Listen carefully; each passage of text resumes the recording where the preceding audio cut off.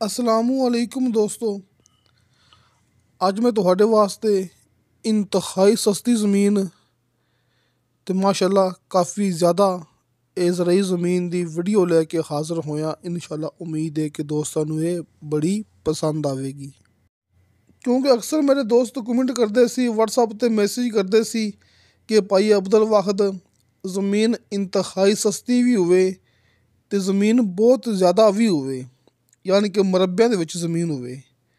ते अज माशाअल्लाह ये ज़मीन अपने कोले इंतहाई सस्ती भी है, ये मुकम्मल आबाद भी है, ते रकबा भी अपने कोले ये बहुत वड्डा है।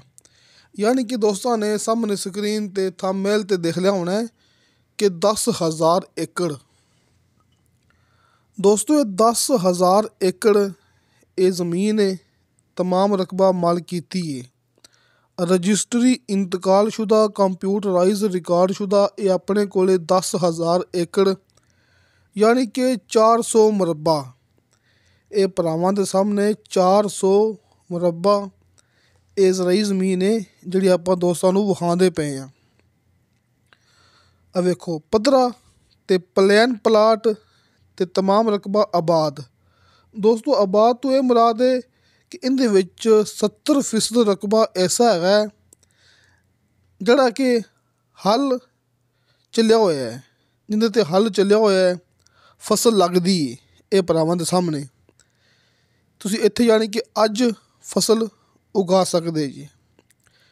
70% रकबा जिहड़ा कि वो बिल्कुल प्लेन हल चलिया होया है, फसल लगदी है, पक्के वट वाली ये ज़रखेज़ ये अपने कोल मेरा ज़रई ज़मीन है।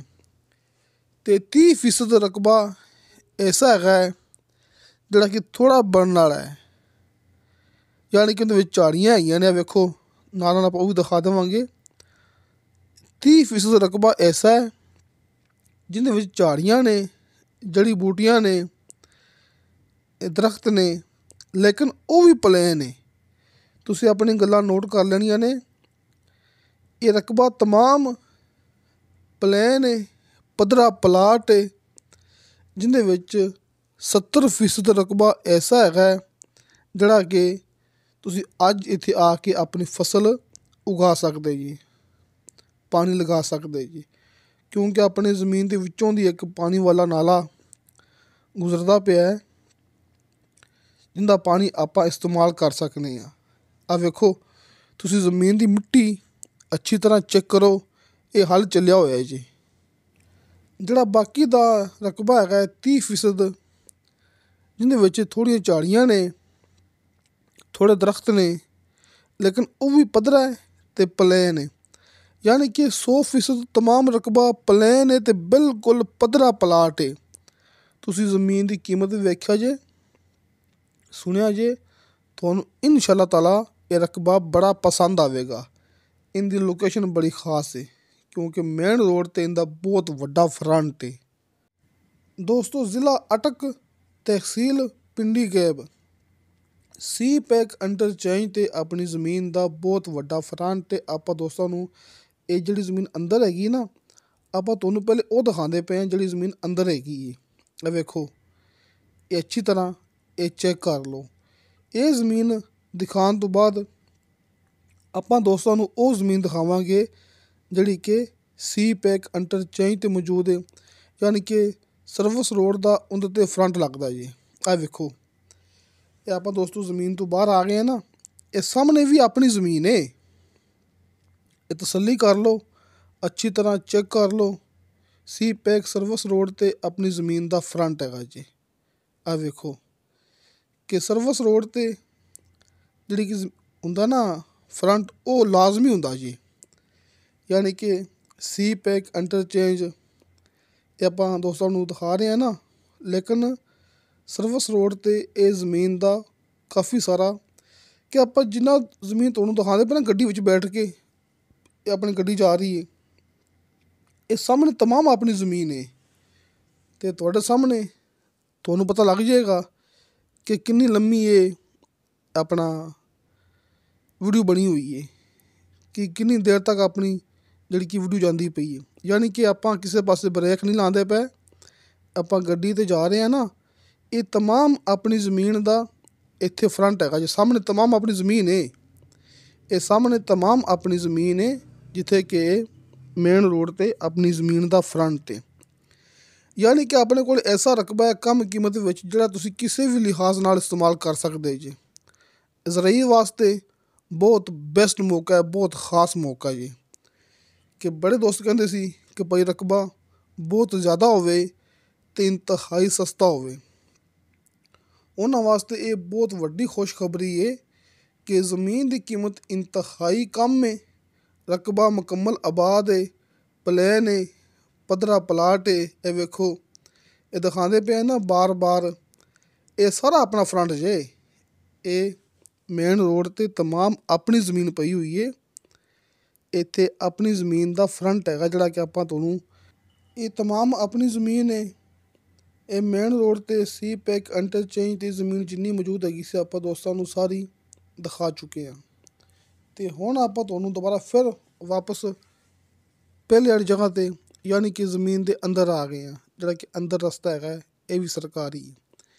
ਅਤੇ ਜ਼ਮੀਨ ਦੇ ਦਰਮਿਆਨ ਦੇ ਵਿੱਚ ਆਪਾਂ ਮੂਵੀ ਦੇ ਅੰਦਰ ਨਹੀਂ ਦਿਖਾਇਆ ਬੇਸ਼ੱਕ, ਲੇਕਿਨ ਨਾਲਾ ਚੱਲਦਾ ਪਿਆ, ਜਿਹਦਾ ਆਪਾਂ ਪਾਣੀ ਇਸਤੇਮਾਲ ਕਰ ਸਕਦੇ ਹਾਂ। ਅਤੇ ਨੀਚੇ ਦੋਸਤਾਂ ਨੂੰ ਤਕਰੀਬਨ 70 ਤੋਂ 80 ਫੁੱਟ 'ਤੇ ਸ਼ਰਤੀਆ ਮਿੱਠਾ ਪਾਣੀ ਅਤੇ ਬੇਸ਼ੁਮਾਰ ਪਾਣੀ ਮਿਲੇਗਾ। ਦੋਸਤੋ, ਇਸ ਇਲਾਕੇ 'ਚ ਪਾਣੀ ਮਿੱਠੇ ਹੀ ਹੁੰਦੇ ਨੇ, ਬਿਲਕੁਲ ਸ਼ਰਤੀਆ ਮਿੱਠਾ ਅਤੇ ਕਰੀਬ ਪਾਣੀ, ਯਾਨੀ ਕਿ 50 ਫੁੱਟ ਤੋਂ ਬਾਅਦ ਪਾਣੀ ਇੱਥੇ ਸ਼ੁਰੂ ਹੋ ਜਾਂਦਾ ਜੀ। ਬਿਲਕੁਲ ਦੋਸਤਾਂ ਨੂੰ 80 ਫੁੱਟ 'ਤੇ ਆਮ ਅਤੇ ਬੇਸ਼ੁਮਾਰ ਪਾਣੀ ਮਿਲੇਗਾ। ਅਤੇ ਦੋਸਤੋ, ਜਿਵੇਂ ਕਿ ਮੈਂ ਗੱਲ ਕਰ ਚੁੱਕਿਆ ਦੋਸਤਾਂ ਨੂੰ ਪਹਿਲੇ, ਕਿ ਰਜਿਸਟਰੀ ਇੰਤਕਾਲਸ਼ੁਦਾ ਕੰਪਿਊਟਰਾਈਜ਼ਡ ਰਿਕਾਰਡਸ਼ੁਦਾ, ਇਹ ਆਪਣੇ ਕੋਲ 400 ਮੁਰੱਬਾ 10,000 ਏਕੜ। ਅਗਰ ਆਪਾਂ ਕਨਾਲ ਦੀ ਗੱਲ ਕਰੀਏ, ਕਿਉਂਕਿ ਇਸ ਇਲਾਕੇ 'ਚ ਗਿਣਤੀ ਹੁੰਦੀ ਕਨਾਲ ਦੇ ਹਿਸਾਬ ਨਾਲ, ਅਤੇ ਤਕਰੀਬਨ ਆਪਣੇ ਕੋਲ ਕੋਈ 80,000 ਕਨਾਲ ਜ਼ਮੀਨ ਹੈਗੀ ਜੀ। ਆਪਾਂ ਇਹਦੇ ਵਿੱਚੋਂ ਅੱਧੀ ਜ਼ਮੀਨ ਲੈ ਸਕਦੇ ਹਾਂ। ਕਿਸੇ ਦੋਸਤ ਨੇ ਉਸ ਤੋਂ ਕਮ ਲੈਣੀ ਹੋਵੇ ਅਤੇ ਫਿਰ ਵੀ ਤੁਸੀਂ ਆਪਣੇ ਨਾਲ ਲਾਜ਼ਮੀ ਰਾਬਤਾ ਕਰਨਾ ਹੈ। ਲੇਕਿਨ ਤੁਸੀਂ ਆਪਣੀ ਇਹ ਗੱਲ ਨੋਟ ਕਰਨੀ ਹੈ ਕਿ ਜ਼ਮੀਨ ਤੁਹਾਨੂੰ ਮੁਰੱਬਿਆਂ ਦੇ ਹਿਸਾਬ ਨਾਲ ਮਿਲਣੀ ਵਿੱਚੋਂ।